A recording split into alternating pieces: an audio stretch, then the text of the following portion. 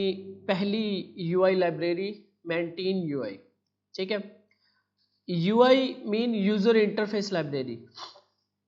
User interface बनाने के लिए डिफरेंट जो चीज़ें हमें चाहिए होती हैं, लाइक जैसे हमें कोई कार्ड चाहिए, हमें इमेज का कोई सेक्शन चाहिए, हमें कैलेंडर्स चाहिए, हमें कोई स्लाइडर चाहिए, हमें चेक बॉक्सेस चाहिए, फॉर्म्स चाहिए, उसकी हमें वो चाहिए, वैलिडेशंस चाहिए। तो इस तरह की चीज़ें, इस तरह की जो लाइब्रेरीज होती हैं इन्होंने पहले से बना के रखी होती है। जैसे हमने बूटस्ट्रैप को देखा, तो ये भी उसी तरह की लाइब्रेरी है मेंटेन यूआई।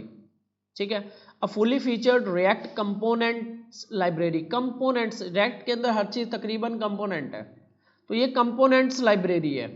ठीक है, इसमें बने बने कंपोनेंट्स पड़े हैं। Build fully function accessible web application faster than ever.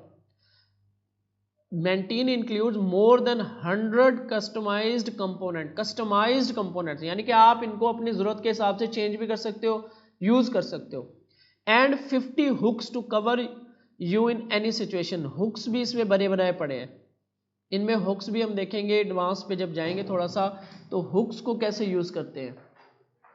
जैसे कि डिबाउंस का एक हुक होता है, बड़ा अहम हुक है वो। डिबाउंस क्या चीज होती है? डिबाउंस क्या होता है कि जब आप किसी चीज को सर्च कर रहे होते हो, मोस्टली हमारा यूं बनता है कि जब हम चीज को सर्च कर रहे होते हैं ना, तो बार बार कॉलेज आ रही होती है हमारी, तो उसमें डिले डालने के लिए डिबाउंस यूज करते हैं। ऐसा नहीं ए बी सी लिखा उसने तब रिक्वेस्ट जाए, थोड़ा सा डिले के बाद, अभी वो बात अपनी पूरी लिख रहा है, ऐसा ना हो कि रिक्वेस्ट जाना शुरू हो जाए, तो ये डिबाउंसिंग कहलाती है। तो इसमें आप देखोगे डेट पिकर्स काफ़ी बने हुए हैं, हर लाइब्रेरी के अपने अपने यूज केसेस हैं।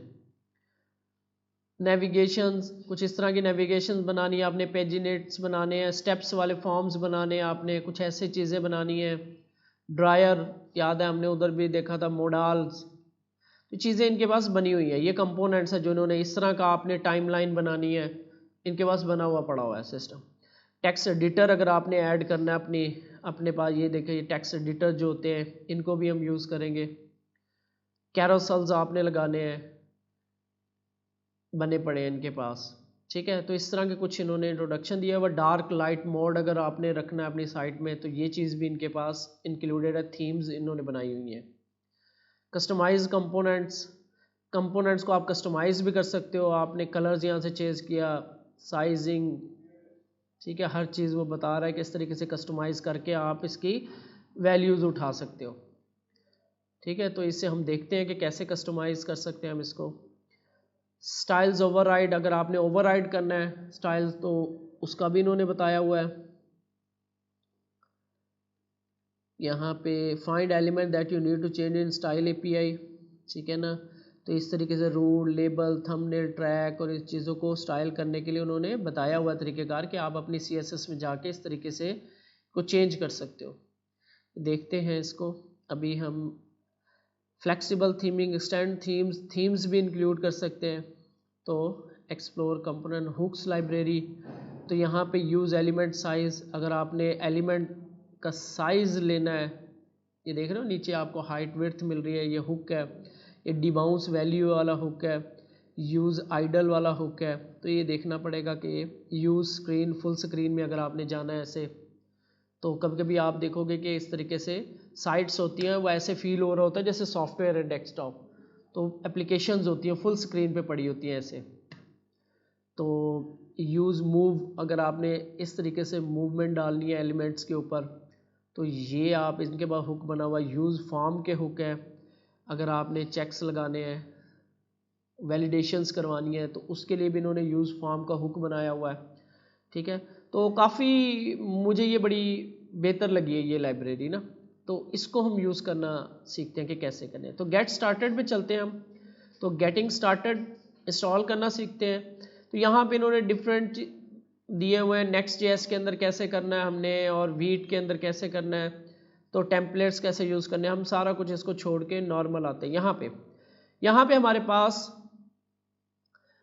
आपके पास यहाँ पे ये इसका जो दो है ना, ये है इनके कंपोनेंट्स कह लो आप इन्हें ना, कि ये आप क्या क्या चीज़ इंस्टॉल करना चाहते हो इस लाइब्रेरी के साथ, जिसमें फॉर्म्स भी करने हैं, date, charts, notifications, code, Tiptap, वो एडिटर जो था drop zone, carousel, spotlight, modals, progress. तो ये इन्होंने अलग-अलग भी किए हुए हैं कि आपको जस्ट चाहिए सिर्फ चार्ट्स चाहिए तो आप इसके साथ चार्ट्स ऐड कर लो।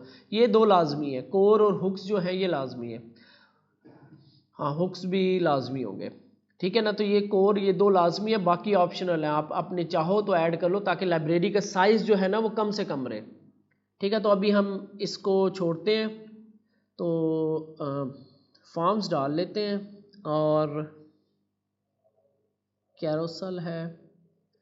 ऐसे तो हमें हर चीज़ ही चाहिए होगी तकरीबन, तो अभी हम बाद में देखेंगे कि बाद में कैसे ऐड करना है इनको। तो चार्ट्स भी मैं डाल रहा हूँ, ठीक है। ये आपने यहाँ से सिलेक्ट कर लिया जो जो चीज़ आपको चाहिए। उसके बाद ये npm यहाँ से यार्न और npm दो ऑप्शंस होते हैं। यार्न भी जैसे npm है ना, नोड पैकेज मैनेजर रजिस्ट्री है, जहाँ पे जो बंदा पैकेजेस बनाता है अपनी लाइब्रेरीज बना के उनके पास रजिस्टर करवाता है, इसी तरह यार्न भी है।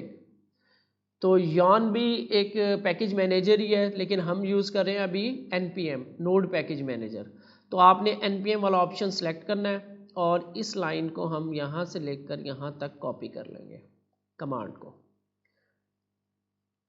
कंट्रोल, ये मैंने खाली एप्लीकेशन बना ली है, बिल्कुल खाली एप्लीकेशन है, एक नई मैंने एप्लीकेशन बना ली टाइम बचाने के लिए। तो कंट्रोल V, तो ये मैंने इंस्टॉलेशन स्टार्ट कर दी इसकी। अच्छा, दूसरा स्टेप क्या होगा? दूसरा स्टेप यहाँ पे ये एक कमांड है पोस्ट CSS, कुछ उनके टेक्निकल कमांड्स हैं, हमें इनमें पढ़ने की ज़रूरत नहीं है। तो ये एक कमांड भी आपको चलानी पड़ेगी। अच्छा, एक टेलविंड में एक इतने वो इंस्टॉल होती है, टाइम लगेगा थोड़ा, इसका बड़ी लाइब्रेरी है। तो यहाँ पे इसको इंस्टॉल करने के लिए फ्रेमवर्क गाइड में वीट पे जाते थे, तो यहाँ पे ये है पहले कमांड जो प्रोजेक्ट बनाने के लिए, ठीक है। इसके बाद ये वाली कमांड है, पहले ये कमांड चलती है, फिर उसके बाद ये वाली कमांड चलती है। अब इस कमांड में npm और npx में क्या फ़र्क होता है? ये दो कमांड्स हैं, डिफरेंट हैं, ये नोड पैकेज मैनेजर की commands. npm node package manager और npx होता है नोड पैकेज एग्जीक्यूटर। इन दोनों में फ़र्क क्या होता है कि npm जो होता है ये इंस्टॉल करने के लिए यूज़ होता है पैकेजेस को अपने पास, लोकल और ग्लोबल। लोकल का मतलब होता है आपकी एप्लीकेशन के अंदर, ग्लोबल का मतलब होता है आपके सिस्टम के अंदर, ठीक है। तो ये दोनों तरह से इंस्टॉल करने के लिए यूज़ होता है पैकेज। जो npx है ये बेसिकली एग्जीक्यूट करवाता है, यानी कि ये विदाउट इंस्टॉलेशन किसी चीज़ को चलाना होना तो npx करते हैं। तो ये कुछ उन्होंने एक छोटी सी यूटिलिटी बनाई होगी टेलविंड CSS के नाम से, तो वो इंस्टॉल हुए बगैर चलती है और जस्ट एक फाइल बना देती है बस। इस यूटिलिटी का ये काम होता है, इस कमांड का, ये जो नीचे वाली कमांड है। npx का मतलब होता है, npm में ये पूछा जाता है कि npm और npx में क्या फ़र्क है। npm होता है नोड पैकेज मैनेजर और ये इंस्टॉल करने के लिए यूज़ होता है लोकली, मतलब एप्लीकेशन के अंदर, ग्लोबली मतलब आपके सिस्टम के अंदर पैकेज इंस्टॉल करने के लिए। npx विदाउट इंस्टॉल कोई कमांड चलाने के लिए, कोई यूटिलिटी चलाने के लिए यूज होता है, इंस्टॉल नहीं होती, चल जाती है direct. npx node package executor, ठीक है। इन दोनों में ये फर्क है, ये अक्सर पूछा जाता है। तो देखते हैं, हमारे पास ये इंस्टॉल हो गई है मेरे पास, ठीक है। इसके बाद अगला स्टेप क्या है? ये वाली कमांड है, ये इंस्टॉलेशन वाली कमांड हो गई। इसके बाद ये वाली कमांड है, ये भी कुछ जो भी है हम इसे चलाते हैं, मेरा ख्याल टाइम नहीं लगी इतना। इसके बाद नीचे आ जाए, यहाँ पे पोस्ट CSS विदाउट फ्रेमवर्क आ रही है, तो इसको इग्नोर करते हैं अभी। ये चीज़ यहाँ पे है हमारे पास, ये भी इंस्टॉल हो गई। तो npm अभी मैं रन टाइम नहीं करता। अच्छा, नीचे आएंगे तो ये आपने CSS अपनी इंक्लूड करवानी है, इसकी मेंटेन की कोर CSS। तो इससे कॉपी करता हूँ और आपने app.jsx के अंदर, हमारी मेन फाइल app.jsx है, ठीक है, यहाँ पे इसको इंक्लूड करवा देना। तीसरा स्टेप, ठीक है, पहले स्टेप में ये वाली कमांड, दूसरे स्टेप में ये वाली कमांड, तीसरे स्टेप में आपकी ये इंस्टॉलेशन, चौथे स्टेप के अंदर आपने इसको, यहाँ पे आ रहा है इनकी है मेंटेन प्रोवाइडर, एक कंपोनेंट है, जैसे हमने ब्राउज़र राउटर प्रोवाइडर देखा था, ठीक है ना। तो इसी तरह इनका भी एक कंपोनेंट है। तो ये कहते हैं कि इसको आप इंपोर्ट करोगे, इसको कहाँ पे करना है, ये ऐप को देखो, अगर आप गौर करो तो यहाँ पे ऐप को इसने, तो यहाँ पे इसने बताया नहीं हुआ, लेकिन इसने यहाँ पे ऐप को रैप किया हुआ है, ठीक है। तो हम ऐप को रैप कर देंगे क्योंकि हमें ये पूरी एप्लीकेशन में चाहिए। तो हम मेन JSX में जाएंगे, यहाँ पे हम इसको इंपोर्ट कर लेंगे, मेंटेन कोर को, मेंटेन प्रोवाइडर को कोर से आएगा, और ये स्टिक मोड को मैं ख़त्म कर रहा हूँ, इसकी जगह पे ये प्रोवाइडर ऐप हो जाएगा, ठीक है। यहाँ पे अगर ब्राउज़र राउटर है तो वो इसके अंदर आ जाएगा, ब्राउज़र राउटर, वो भी हम करेंगे। तो अभी हम जस्ट इसको देख रहे हैं, फिर हम अगली एप्लीकेशन को देखेंगे। तो मेंटेन प्रोवाइडर को हमने इस तरह रैप कर दिया ऐप के गिर्द। और तो यहाँ पे थीम भी है, अगर आप थीमिंग कर रहे हैं, कोई इनकी अपनी थीम्स हैं कलर्स के, लेकिन हम उसमें नहीं जाते, हम जो इसकी डिफ़ॉल्ट थीम है वाइट, बस वो यूज़ करते हैं। तो इसको मैं ख़त्म कर देता हूँ, उम्मीद है कि मसला नहीं आएगा। सेव करते हैं, और ये आपका हो गया चौथा स्टेप। बस आई थिंक यही चाहिए। npm run dev, दोबारा से मैं एप्लीकेशन चलाता हूँ।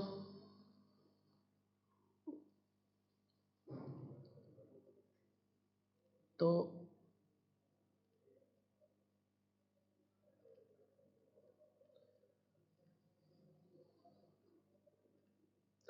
कोई एरर नहीं है, इट मीन्स के उम्मीद है कि सही इंस्टॉलेशन हो गई है। इसके बाद इसको चेक करने के लिए इन स्टेप्स के बाद तो हम लेफ़्ट साइड से आप जाओगे कोर में, मेंटेन कोर, ठीक है, मेंटेन कोर। यहाँ पे इसके सारे कंपोनेंट्स पड़े हुए हैं, इनमें से कोई एक कंपोनेंट लगाते हैं, वो अगर सही नज़र आ रहा है तो इट मीन्स कि आपकी सही चल रही है। तो यहाँ पे हम स्लाइडर देखते हैं, स्लाइडर ये चीज़ लगाते हैं, ठीक है। तो इसको लगाने के लिए नीचे इन्होंने, अच्छा यहाँ पे TSX दिया होगा, demo.tsx। Basically TSX type script है, जावा स्क्रिप्ट का एक समझ लो आप एडवांस वर्जन है, ठीक है। टाइप्स होती हैं इसके अंदर, तो उसको भी थोड़ा सा हम कभी देखेंगे कि TSX क्या होती है और Next.js क्या होती है, क्योंकि अब बहुत ज़्यादा ये चीज़ें यूज़ होने लगी है, तो इंट्रोडक्शन इनका होना चाहिए। तो इस स्लाइडर को लगाने के लिए हमें इसको यहाँ से इंपोर्ट करना पड़ता है, ये चीज़, ओहो कॉपी किया मैंने, और मैं इस मेन को बंद कर दिया। फ़र्ज़ करें मैं ऐप में ही लगा रहा हूँ, तो यहाँ पे मैंने इसको इंपोर्ट कर लिया, और उसके बाद इसको यूज़ करने के लिए ये चीज़ है यहाँ से यहाँ तक। इसके फिर ऑप्शंस हैं, तो इसको फ़िलहाल मैं ऐसे कॉपी करता हूँ, और यहाँ पे मैं ये चीज़ें ज़्यादा हो रही हैं तो मैं ये डिव ख़त्म कर देता हूँ, ये पैराग्राफ और डिव यहाँ पे इसको रखता हूँ। फॉर्मेट डॉक्यूमेंट सेव किया मैंने, चलाते हैं इसे, तो ये इम्प्लीमेंट हो गया। इट मीन्स कि लाइब्रेरी हमारी सक्सेसफुली इंटीग्रेट हो गई है। अब ये चीज़ देखो, ये चीज़ बनाना इजी नहीं है, इसमें बहुत कुछ हो सकता है। अब इसके ऑप्शंस और क्या क्या चीज़ें होते हैं, नीचे आओगे, नीचे इसका ये कंट्रोल्ड है, अगर आपने इसकी वैल्यू लेनी है तो वो तरीका बताया उसने। यहाँ राइट साइड पे देखो बहुत सारे ऑप्शंस हैं इसको, क्योंकि ये ऑप्शंस अगर ना हो तो फिर इनका फ़ायदा नहीं होता, क्योंकि बहुत सी सिचुएशंस में यूज़ करना पड़ता है। ये बड़ी बड़ी एप्लीकेशन, मैं लास्ट टाइम एक एप्लीकेशन देख रहा था उसमें ये चीज़ यूज़ हुई थी। वो क्या कर रहे थे, स्लाइडर के थ्रू, दो स्लाइडर थे ऐसे, और प्राइस रेंज को डिटेक्ट कर रहे थे कि कोई स्लाइड करता है कि मुझे इतनी रेंज में प्राइस में कोई चीज़ दिखाओ मुझे। तो इसकी वैल्यू लेनी हो कि इसने सिलेक्टर क्या सिलेक्ट किए हुए हैं, यानी कि यहाँ पे स्टेप्स हैं, स्टेप्स कहाँ से आ रहे हैं आपके, ये वाले आ रहे हैं, और इसमें क्या है जी मार्क्स, और उसके बाद मार्क्स इसकी क्या है, प्रॉप्स आ रही है, कंपोनेंट को प्रॉप्स पास हो रही है, ठीक है। तो ये आपकी यहाँ पे इसको प्रॉप्स पास हो रही है मार्क्स के नाम से। तो हम एक और अरे है, अरे के अंदर ऑब्जेक्ट्स पड़े हुए हैं, ठीक है। तो हम एक और ऑब्जेक्ट ऐड करते हैं, हम कहते हैं वैल्यू 10 कोमा लेबल 10% कोमा, इसके बाहर आके कोमा, ठीक है। तो ये हमारा 10% भी ऐड हो गया, ठीक है। इसके बाद 100 भी ऐड कर देते हैं, तो इसको मैं कॉपी करता हूँ और नीचे ला के इसको पेस्ट कर देता हूँ। 100 और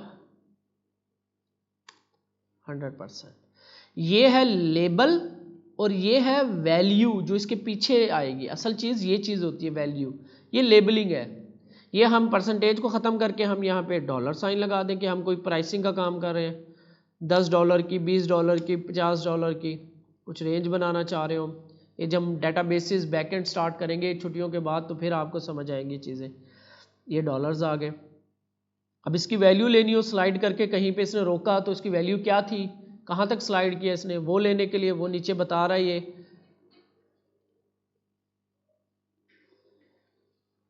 कंट्रोल्ड।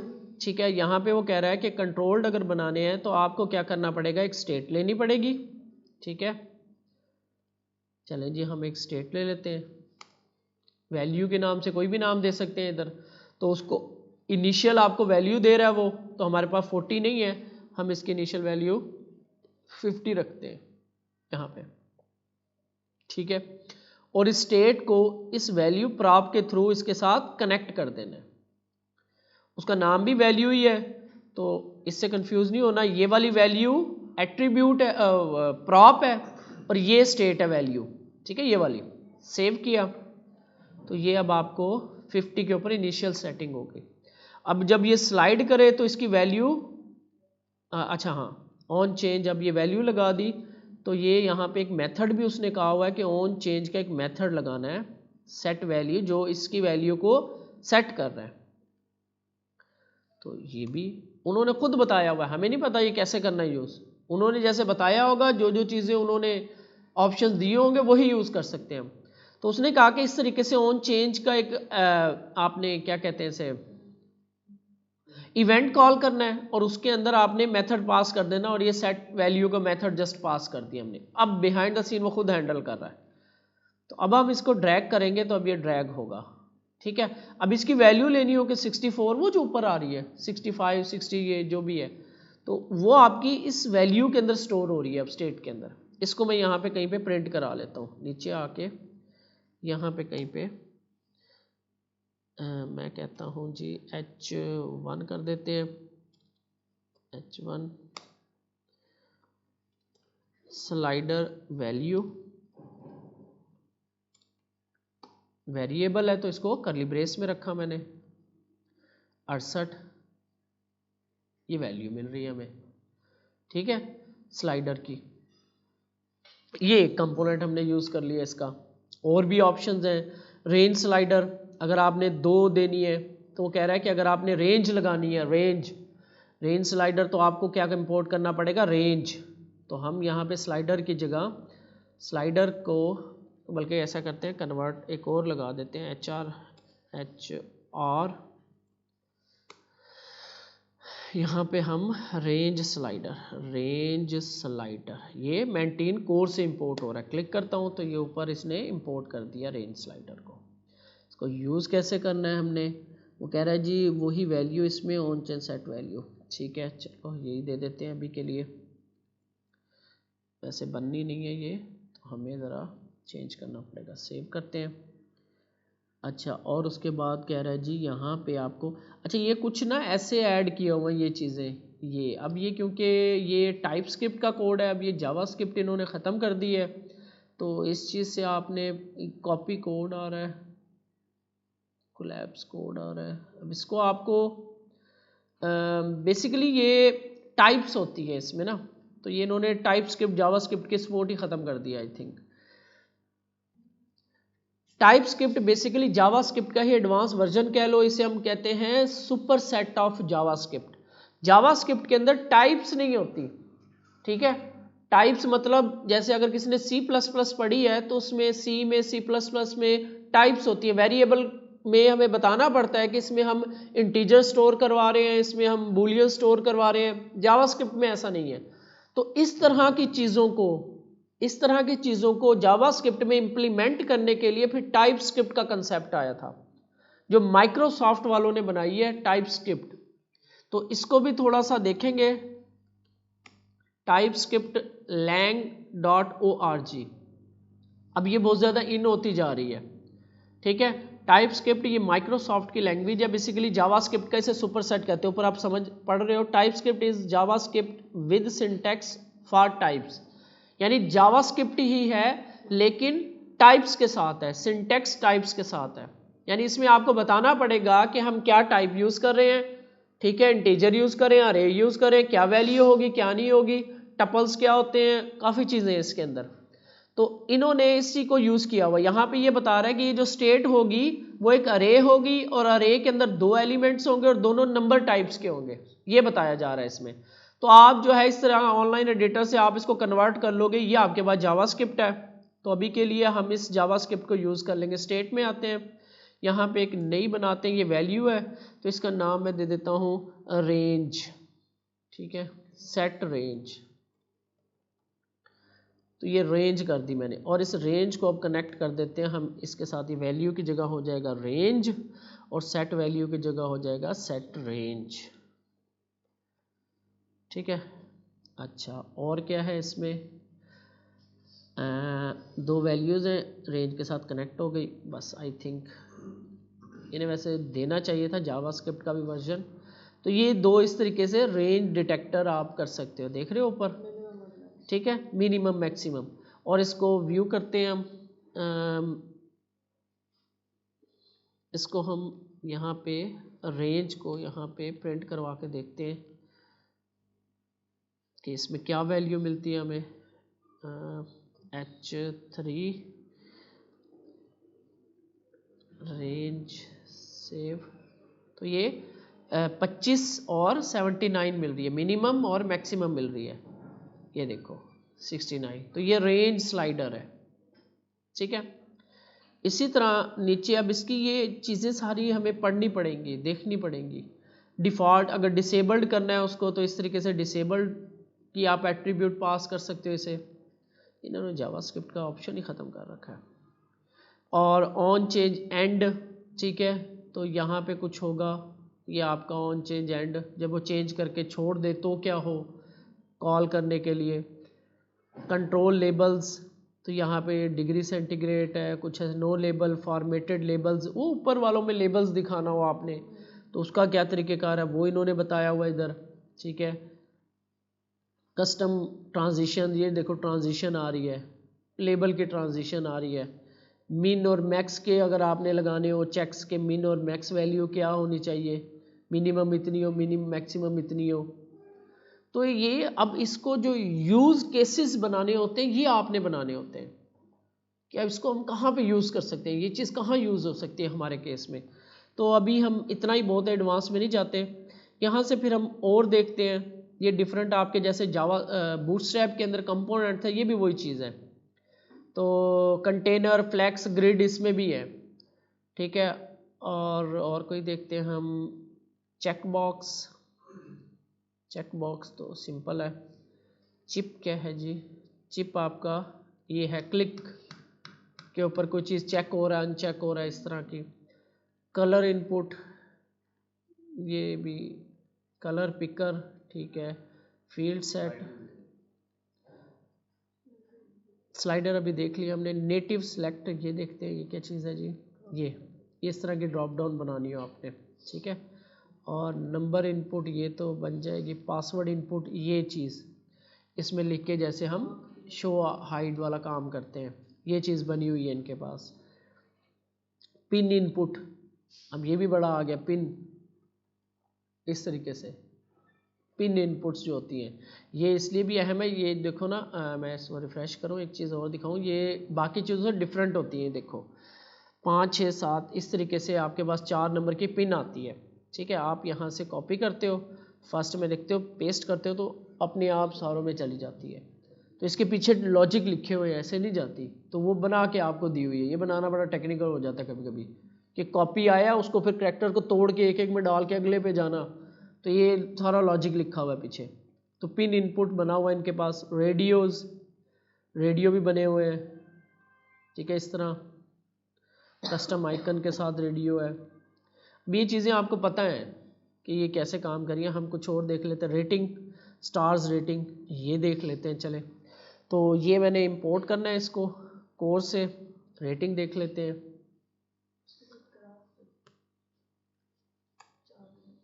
अच्छा जी, रेटिंग इस तरह इंपोर्ट करना है और उसने कहा कि यहाँ पे डिफ़ॉल्ट वैल्यू सेट करनी है। तो ये रेटिंग का कंपोनेंट और आगे डिफ़ॉल्ट वैल्यू, तो हम लगाते हैं, यहाँ पे लगा देते हैं रेटिंग और डिफ़ॉल्ट वैल्यू इसकी एट्रीब्यूट है, तो 2 ये कंपोनेंट, ये हमारे पास रेटिंग आ गई। ठीक है, ये डिफ़ॉल्ट सेट है 2। अगर कोई इस पर क्लिक करता है तो 3 हमें नंबर मिलना चाहिए वैल्यू, तो वो भी यहाँ पे मिलेगा, इन्होंने दिया होगा, जाहिर है ये लाजमी चाहिए ये चीज़ें। तो वहाँ पे वही स्टेट कर रहा है, स्टेट के साथ उसको सेम वही काम कर रहा है, देख रहे हो, एक स्टेट बना दी उसने और इसके बाद रेटिंग वैल्यू के साथ वैल्यू अटैच होगी, ऑन चेंज के ऊपर सेट वैल्यू, जब इसमें कोई क्लिक करेगा तो इसकी वैल्यू यहाँ पे आ जाएगी बस। अगर आपने रीड ओनली बनाना है, अगर आपने पॉइंट्स के साथ चलना है 1.7, ये 1 पॉइंट डिफ़ॉल्ट वैल्यू 1 पॉइंट्स को भी सिलेक्ट करता है ये, यानी यहाँ पॉइंट्स में भी वैल्यू दे सकते हैं हम। 2.5 करें तो हाफ स्टार सिलेक्टेड होना चाहिए। तो अच्छा, कुछ और भी करना पड़ेगा हमें, ये वाली वैल्यू के लिए हमें फ्रैक्शंस भी देनी पड़ेंगी कि 2 फ्रैक्शंस पॉइंट्स वाली वैल्यू कितनी होंगी, तो फ्रैक्शन 2 करते हैं, तो हमें ये भी देनी होगी फ्रैक्शंस। ये अब आ गया आपके पास हाफ स्टार, ठीक है, ये आपके पास हाफ। अब ये इस तरीके से फ्रैक्शन वाले नंबर के थ्रू चल रहा है, देख रहे हो, पॉइंट्स वाली वैल्यू भी ले रहा है। तो ये आपको ये चीज़ें खुद से अब अंडरस्टैंड करनी पड़ेंगी आपको। कस्टम सिंबल्स आपने कस्टम लगाने हैं, जैसे ये स्टार्स और ये लाफिंग, और आप सेटिस्फेक्शन का लेवल लेना हो, ठीक है ना, इसके पीछे आप नंबरिंग ही होती है, रेटिंग ही है ये आप कर सकते हो। इसके बाद सेगमेंटेड कंट्रोल, ये इस तरह की चीज़ अगर आपने लगानी हो, ये जो ऊपर आ रही है ये चीज़, तो ये सेगमेंट्स हो सकते हैं, सेगमेंट्स के आगे फिर डाटा है और यहाँ पे इसकी वैल्यूज़ भी होंगी कहीं ना कहीं, इसे पढ़ना पड़ेगा सेगमेंटेड कंट्रोल क्या चीज़ है। ये देखो यहाँ पे इसकी एक्स्ट्रा प्रॉप्स भी हैं, ये देखो स्टाइलिंग, स्टाइल एपीआई, ये स्टाइल करना हो अगर आपने इसको, तो इसको मैं भी देख लूँगा ज़रा। अच्छा, स्लाइडर हमने देख लिया, स्विच ये वाली चीज़, ये ऑन ऑफ, ये रेडियो बटन होता है बेसिकली। तो स्विच डिफ़ॉल्ट चेकड होगा, तो ये डिफ़ॉल्ट चेकड आ गया आपके पास, ठीक है। और label I am agree to sell my privacy, ये आपका ये आ गया, जस्ट सिंपल है। और इसके ऑन चेंज के ऊपर सेम वही स्टेट बनेगी, वैल्यू ऑन चेंज, और क्लिक करेगा ट्रू फॉल्स होंगे, आपके पास वैल्यू आ जाएगी। ये कंट्रोल्ड में उसने बताया हुआ है। अच्छा, इसके ऑन चेंज के ऊपर दूसरी तरह किया हुआ है इसने, इस तरीके event dot current target dot checked, ये क्योंकि चेक बॉक्स को इसने यूज़ किया, रेडियो बटन ही होते हैं बेसिकली, तो उसकी वैल्यू लेने के लिए इस तरीके से करते हैं हम। उसमें था event dot target dot value, लेकिन चेक बॉक्सेस की वैल्यू लेने के लिए event dot current target dot checked, ये आ रही होती है ट्रू फॉल्स, इसके अंदर आती है उसकी वैल्यू कि ट्रू हुआ या फॉल्स हुआ। ये देखो इस तरीके से साइजिंग भी आ रही है, ऑन ऑफ बटन्स लगाने हो आपने। टेक्स्ट एरिया, ये टेक्स्ट एरिया को छोड़े, टेक्स्ट इनपुट्स, फॉर्म्स की इनपुट्स आ रही है इनपुट्स लगाने के लिए, ये भी इसे फॉर्म्स में देखेंगे इसको। ऑटो कंप्लीट, ये चीज़ भी अहम है। अब यहाँ पे आपके पास 4-5 या फर्क आपने लिखना, एंगुलर लिखने लगे हो तो नीचे से ऑप्शन इस तरीके से आ जाती है। तो इसके लिए क्या किया हुआ जी, ऑटो कंप्लीट को इंपोर्ट किया हुआ है, लेबल लिखा हुआ है, ये जो आपका लेबल आ गया, प्लेस होल्डर पिक वैल्यू, वो जो प्लेस होल्डर आपको यहाँ पे नज़र आ रहा था, और उसके बाद ये डाटा पास किया हुआ है। कंट्रोल्ड सेम उसी तरह, ऑटो कंप्लीट को इंपोर्ट किया उसने, स्टेट के अंदर वेरिएबल रखी, डाटा उसने नल रखा, वैल्यू ये रखा, ऑन चेंज पे सेट वैल्यू। अब यहाँ पे ये देखना पड़ेगा कि हमें कि ऑटो चेंज के अंदर डाटा कहाँ से आएगा, क्योंकि यहाँ पे डाटा उसने नल रखा हुआ है। डाटा फॉर्मेट ये ऊपर बताया, अब बताया उसने कि डाटा कैसे बनाना है। तो डाटा इस तरीके से अरे होगी, ठीक है। और डाटा अगर आपने करना है group front end item this, ये ग्रुपिंग कर रहा है, ग्रुपिंग भी देखनी होगी, ये इस तरीके से आपकी ग्रुपिंग भी हो रही होगी, ठीक है, कर रही है। कम्बो बॉक्स क्या है, तो कम्बो बॉक्स ये है कुछ, ये चीज़ इसे देखना पड़ेगा। Combo box This page usage provide a set of components and hooks to custom select, multi-select and autocomplete component. This component is very flexible. You have full control the rendering and logic. तो ये उसने groceries ये रखा हुआ है, ठीक है।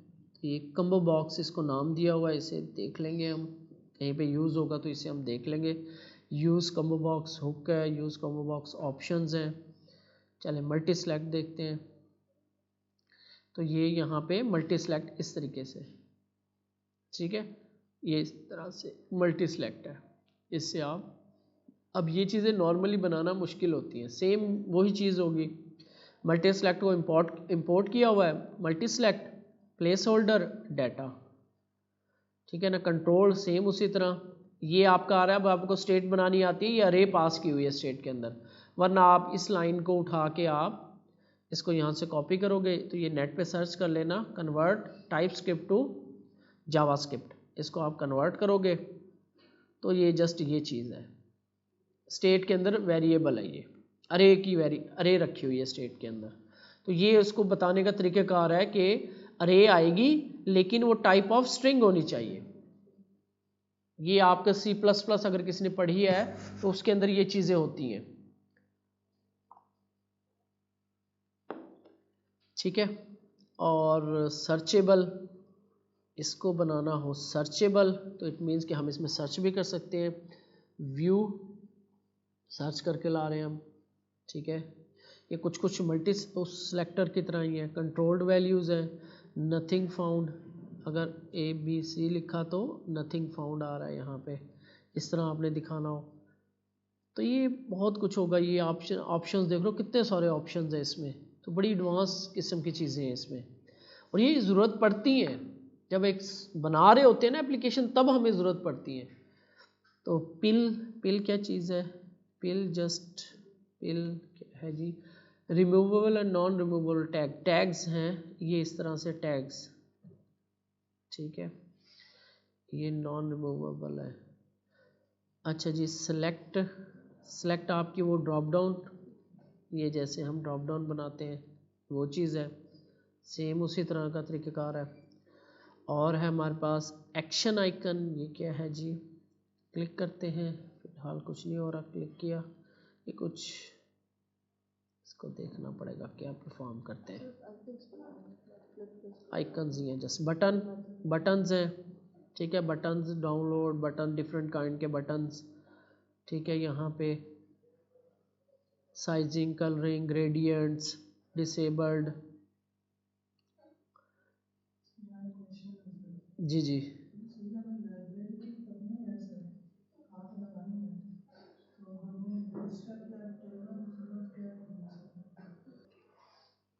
वो भी होता होगा इसमें। अपलोड फाइल्स, ये अपलोड फाइल का ऑप्शन है। तो इनके पास ही काफ़ी हैं, स्टेपर, बर्गर और नेव लिंक आ गया, इन्होंने भी अपने लिंक्स नेविगेशन बनाई हुई है। बर्गर आइकन, ये वाला आइकन, ये इस तरीके से एनिमेशन मेन्यू, ये चीज़, ठीक है। तो नेव लिंक, पेजिनेशन, ये चीज़ें, स्टेपर, अगर आपने मल्टी स्टेप बनाना है, नेक्स्ट स्टेप इस तरीके से, बैक, नेक्स्ट स्टेप, 3 स्टेप्स में कोई फॉर्म्स है आपका तो ये स्टेपर है। इसके स्टेप, नेक्स्ट स्टेप के लिए ये है, प्रीवियस स्टेप के लिए ये है, ये इसका एक्टिव स्टेप है, ये फिर इसके स्टेप्स हैं, कौन से स्टेप पे इस टाइम कौन से स्टेप पे कौन सी चीज़ दिखानी है, ठीक है, किस लॉजिक के तहत आगे स्टेप चलाना है आपने। तो ये जब यूज़ केसेस बनेंगे तब हमें समझ आएगी सही। टेबल बनाना है, इसके अंदर एक चीज़ मिस है, डाटा टेबल नहीं है, तो डाटा टेबल के लिए हम और यूज़ कर लेंगे। तो ये इस तरीके से कुछ सॉरी टैब्स है, ये टेबल्स नहीं, सॉरी टैब्स बनाने हो आपने। ट्री में क्या है, इसके सारे कंपोनेंट मैंने भी एक्सप्लोर नहीं किए अभी तक, आई डोंट नो। अलर्ट्स करते हैं, ये वही अलर्ट्स जो हैं वो जो बूटस्ट्रैप में होते हैं अलर्ट्स। लोडर, ये लोडर इस तरीके से, ये लोडर है, डिफरेंट टाइप के ये लोडर है, ठीक है। यहाँ पे फॉर्म्स के साथ लोडिंग कैसे शो करवानी है, ये लोडिंग हो रही है, तो ये चीज़ें हैं। नोटिफिकेशंस, वो जो हम ये देख रहे थे, ये टोस्टिफाई लोडिंग आ रही है इसमें, इसकी सारी प्रॉप्स होंगी, हमें देखनी पड़ेंगी कि कौन कौन सी प्रॉप्स है। Colour, icon, loader, on close, radius, title, with border, without border, with close, children, इसके अंदर क्या रखना है हमने, तो चिल्ड्रन प्रॉप जो होती है।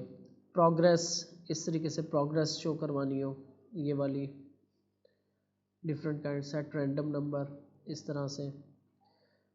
रिंग वाली प्रोग्रेस इस तरह आपने देखी होंगी, अक्सर डैशबोर्ड्स के ऊपर नज़र आ रही होती है। तो ये चीज़ें इस तरीके से बनी हुई है इनके पास।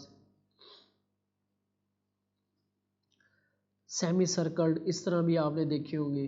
अब ये बनाना मुश्किल होती है। अब ये सर्कल आप कैसे बनाओगे, सोचो। ठीक है, वैल्यूज़ इसको असाइन करना।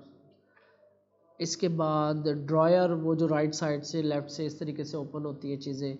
Menu, loading overlay, loading overlay क्या है, क्लिक करते हैं तो ये इस तरीके से आपकी आ जाती है।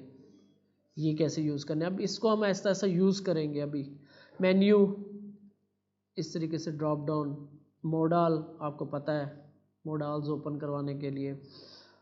ओवरले, आपकी ओवरले ये चीज़ दिखाने के लिए, डार्क सा बैकग्राउंड स्क्रीन के ऊपर है कहीं पे भी।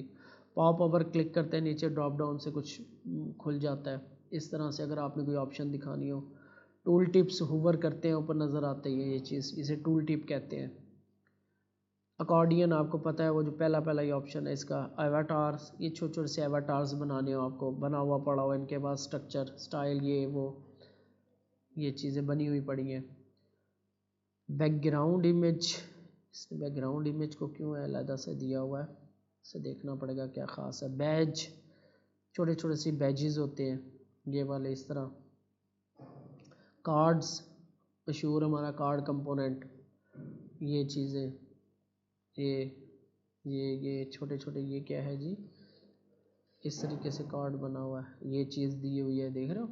हम यहाँ से दिखा सकते, डिलीट के ऑप्शंस आपको मिल जाएंगे, डिलीट करें इस कार्ड को, एडिट, अपडेट, ठीक है। कलर स्वाच, आई डोंट नो ये क्या है। इमेजेस हैं, इंडिकेटर्स, छोटा सा इंडिकेटर, वो ऑनलाइन का स्टेटस दिखाने के लिए, ठीक है। तो केबीडी ये आपके कुछ ये आइकन्स होते हैं कि इस पर कंट्रोल शिफ्ट प्रेस करो आप, कंट्रोल शॉर्टकट कीज़ को शो करवाने के लिए। कीबोर्ड डायग्राम्स क्या होता है। नंबर फॉर्मेटर्स, कुछ फॉर्मेटिंग शो करवाने के लिए आपने डॉलर, रब और इस तरह की। स्पॉइलर, स्पॉइलर, कुछ स्पॉइलर, ये क्या है जी, hide long section of content under a spoiler, ये शो मोर वाला काम, स्पॉइलर्स इसको ये कह रहे हैं। थीम आइकन, वो जो ये वाले आइकन्स होते हैं, इसको इन्होंने थीम आइकन का नाम। टाइमलाइन, ये चीज़, अब ये नॉर्मली नहीं बनती है ये चीज़, इस तरह की आपने कोई चीज़ दिखानी हो तो ब्लॉक कोड होगा, हाइलाइटर या हाइलाइट्स करवाने हो इस तरह से। लिस्ट क्या है, ये यूएल लिस्ट जो होती है, ये आइकन्स के साथ इस तरह से नेस्टेड लिस्ट, और ये सारा इन्होंने काफ़ी कुछ है इनके पास। तो टाइपोग्राफ बॉक्स, कोलैप्सिबल्स, इस तरह से कोलैप्सिबल शो करवाने हो। पेपर ये इस तरह का कार्ड बनाना हो आपने, ये छोटा सा पेपर कार्ड कहते हैं, ठीक है। पोर्टल, व्हाट इज़ पोर्टल क्या है जी, renders a component outside of parent element tree, तो ये कुछ टेक्निकल होगा। स्क्रॉल एरिया, ये आपने स्क्रॉलिंग शो करवानी हो, ये साइड पे देखो छोटी सी एलिगेंट सी स्क्रॉल बार आ रही है। ट्रांजिशंस, तो ये कुछ ये इस तरह से फेड, ये एनिमेशंस भी हैं इनके पास, ट्रांजिशंस छोटी छोटी सी। Visually hidden, hide and visually but keep it accessible for screen readers, तो यहाँ पे कुछ हिडन है एलिमेंट्स। तो ये आपकी मेन इनके कंपोनेंट्स हैं जो कोर के कंपोनेंट्स हैं। इसके अलावा इनके पास भी बहुत कुछ है, जिसमें चार्ट्स हैं। चार्ट्स हमने इंस्टॉल किया था, चार्ट्स देख लेते हैं फिर ख़त्म करते हैं इसको। तो इसमें देख लेते हैं रिएक्ट चार्ट्स, मेंटेन चार्ट्स किया हुआ है हमने। चार्ट्स देखते हैं कैसे यूज़ करने हैं। तो हम गेटिंग स्टार्टेड में आते हैं, इसे पढ़ते हैं। Get started the maintain charts package install, वो कह रहे हैं जी ये चीज़ आपको इंस्टॉल करनी पड़ेगी, मेंटेन चार्ट्स और रीचार्ट v2। तो रीचार्ट एक लाइब्रेरी है जो कोर लाइब्रेरी है। रीचार्ट्स इसको लाइब्रेरी को यूज़ करके फिर मेंटेन अपना बना रहा है चार्ट्स का सिस्टम, ठीक है। बैक एंड पे ये यूज़ हो रही है रीचार्ट्स JS और इसकी बेस पे मेंटेन यूज़ कर रहा है। तो वो कह रहा है जी कि पहले आप इसको इंस्टॉल करो। तो हमने जस्ट चार्ट्स किया था, लेकिन रीचार्ट v2 भी हमने करना है, तो इसको हम इंस्टॉल कर लेते हैं। उसमें वीचार्ट्स था नहीं था, आई थिंक मैंने नहीं देखा वैसे।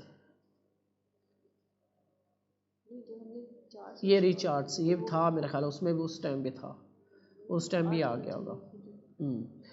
तो npm run dev, तो ये चार्ट्स की लाइब्रेरी है।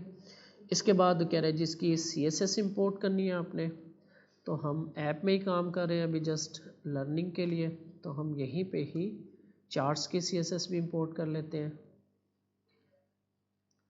और एरिया चार्ट बनाते हैं पहला, एरिया चार्ट इसको कहते हैं, ठीक है। इसके फिर डिफरेंट टाइप्स और डाटा और ये किस तरीके से आप लोग, क्योंकि ये काफ़ी टेक्निकल होता है चार्ट्स। इसके अंदर जो सबसे ज़्यादा टेक्निकल चीज़ होती है वो डाटा को अरेंज करना होता है, अरेंजमेंट होती है डाटा की। तो हम सिंपल रखते हैं। इसके एक्सेस होती हैं, ये Y एक्सेस होता है, ये X एक्सेस होता है। कैटेगरीज, अब यहाँ पे वर्ड्स क्या यूज़ कर रहा है, तो area chart component with the stack percent and split variations. तो एक मिनट, बार चार्ट देखते हैं, ये इजी होते हैं, इसको समझते हैं। तो bar chart with stacked and percent variation, use bar chart component with type prop to render regular bar chart. अब इसमें थोड़ा सा हमें, अच्छा जी, सबसे पहले तो ये डाटा को लेकर आ रहा है, ठीक है। अब डाटा हमारे पास नहीं है, डाटा हमें कैसे देगा, ये इंपोर्ट कर रहा है डाटा, इसे देना भी चाहिए था। तो हम इसका सोर्स कोड पे चलते हैं, इसका व्यू,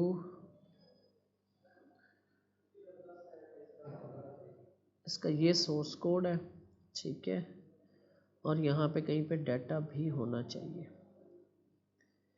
देखते हैं जी। Data data data data funnel charts है,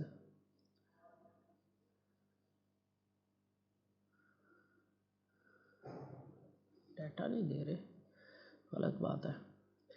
अच्छा, क्योंकि हमें पता कैसे चलेगा डाटा मेंटेन कैसे करना है। अच्छा जी, सीरीज़ नेम, सीरीज़ क्या आपकी ये नेम है, स्मार्टफोन कौन से हैं ये, ठीक है। सीरीज़ कलर ये आ रहे हैं, ये आपका आ गया जनवरी में, और ये आ गया, ये सीरीज़ आपकी, ये डाटा है, ये जो कि जनवरी के अंदर स्मार्टफोन कितने सेल हुए हैं, लैपटॉप कितने सेल हुए हैं, टैबलेट कितने सेल हुए हैं।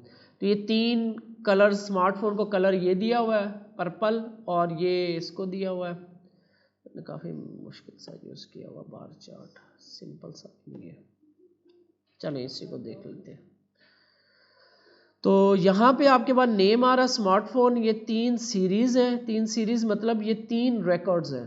इसके बाद डाटा है हमारे पास, ये हाइट आ रही है और डाटा की आ रही है मंथ, यानी कि ये आपकी डाटा की है मंथ, ये आ रहा है डाटा, ये आ रहा है, ठीक है। तो हमें ये डाटा चाहिए, ये वो डाटा होगा, ये ऊपर पड़ा हुआ है अगले टैब के अंदर, ये इस टैब में पड़ा हुआ डाटा, ठीक है।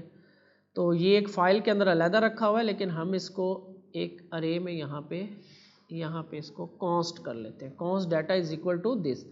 तो जनवरी के अंदर स्मार्टफोन इतने सेल हुए हैं, लैपटॉप इतने सेल हुए हैं, टैबलेट इतने सेल हुए हैं, ठीक है। ये डाटा अरेंजमेंट है। अरे के अंदर ऑब्जेक्ट्स पड़े हैं, और हर ऑब्जेक्ट के अंदर मंथ जो की है जो नीचे आपको नज़र आ रही है, और ये स्मार्टफोन बाकी जो चीज़ें हैं वो आपको अलहदा से नज़र आ रही हैं, वैल्यूज़ जो बार्स नज़र आ रही हैं आपको। मैंने कहा था इसमें डाटा अरेंजमेंट मुश्किल होती है।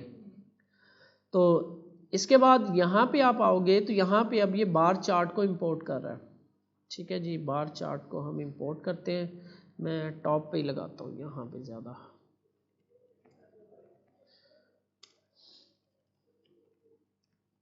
तो ये रिचार्ट्स और कहाँ से करना है ये भी देख लें। मेंटेन चार्ट से बार चार्ट को इंपोर्ट करना है, तो इसको हम उठा लेते हैं, यूँ इंपोर्ट कर लेते हैं यहाँ पे। ठीक है जी, बार चार्ट इंपोर्ट हो गया। तो बार चार्ट, अच्छा जी, इसमें क्या क्या ऑप्शन जाएंगे? सबसे पहले तो जाएगा data, data is equal to वो जो ऊपर हमने डाटा की अरे बना ली। ठीक है, अब इसे बताना है हमने हाइट, ये उसकी हाइट है, कितनी हाइट का होगा, चलिए हम बता देते हैं, हाइट 300 है। और डाटा, डाटा आ गया, डाटा की ये जो होती है एक्स एक्सिस, ठीक है, एक्स एक्सिस पे डाटा की इसने नाम दिया हुआ है, कुछ इसको सीरीज बोलते हैं। ठीक है, तो ये डाटा की जो है ये मंथ होगी, तो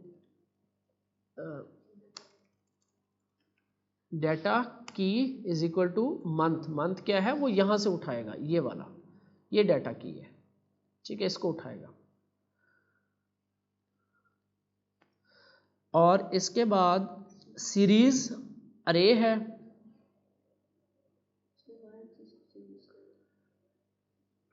मेरा चार्ट चले। अच्छा, सीरीज जो है नेम स्मार्टफोन, ठीक है, ये पहली सीरीज का है, ये वाली स्मार्टफोन, ये पहली जो बार आ रही है स्मार्टफोन वाली। स्मार्टफोन कहाँ से लिया उसने? इस डाटा से लिया है, किधर गया ये डाटा, ये स्मार्टफोन पहला जनवरी का, पहली सीरीज का ये कलर स्मार्टफोन का है। ठीक है, और आगे कलर वो ये बता रहा है वायलेट 0.6, और ये उसके कलर देने का तरीकाकार होगा। तो ये सीरीज में यहाँ से उठा लेता हूँ। अभी हम इसी के डाटा को यूज़ करते हैं और नीचे कुछ आ रहा है टिक लाइन, टिक लाइन्स ये होंगी आई थिंक, ये हो सकती हैं, डैशेस हो सकती हैं। कॉपी करते हैं, तो ये पेस्ट करते हैं, फॉर्मेट डॉक्यूमेंट सेव करते हैं, देखते हैं जी चार्ट रेंडर हुआ हमारे पास।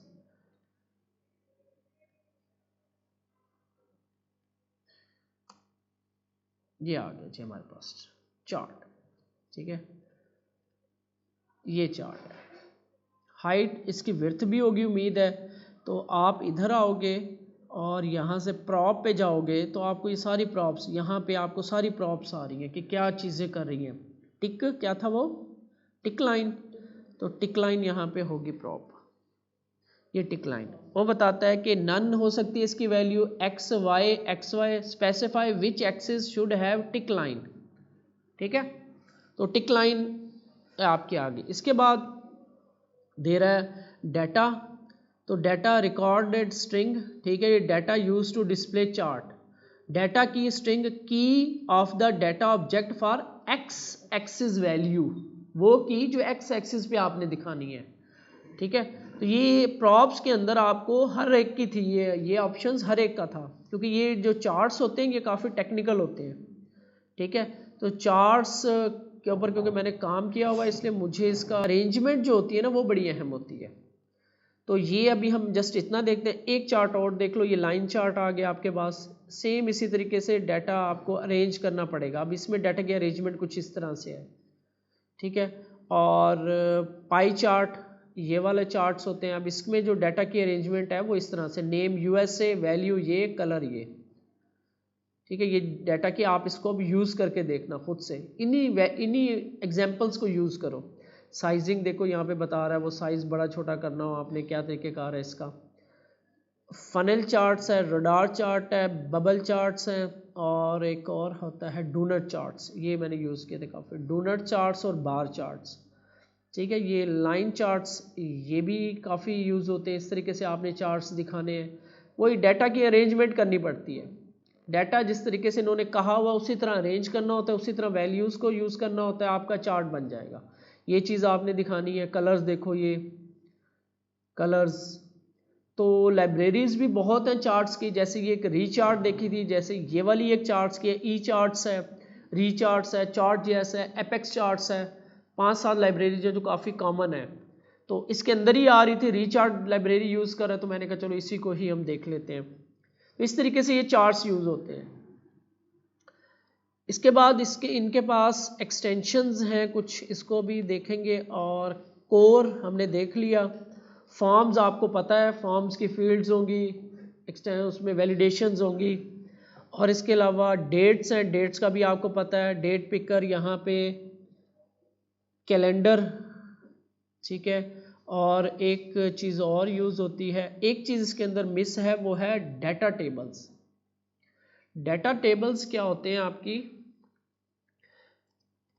डाटा टेबल एक बहुत मशहूर ये जावास्क्रिप्ट की लाइब्रेरी है डाटा टेबल्स। आपने देखा होगा टेबल्स क्या होते हैं, ऐसे क्लिक करते हैं ये चीज़ हो रही होती है, सर्च कर सकते हो आप इसमें इस तरह से यूरी, इस तरह से आप सर्च कर सकते हो। किस में सर्च हो रहे हैं, टोक्यो, टोक्यो में भी नहीं हो रहा, किस में हो रहा, अकाउंट, ये अकाउंट पोजीशंस में सर्च हो रहा है, ये 8cc लिखा पोजीशन में सर्च होने लग गया। इस तरह की चीज़ें, पेजेस कितने दिखाने हैं आपने, सॉर्टिंग, ये सर्च होती है, ये सॉर्टिंग होती है, ये आपकी एंट्रीज शो हो रही है कितने दिखाने हैं, रिकॉर्ड्स कितने नहीं, नीचे पेजिनेशंस लगी होती हैं, ये चीज़ें, ये बड़ा अहम होता है। डैशबोर्ड्स के अंदर ये बहुत ज़्यादा यूज़ होता है।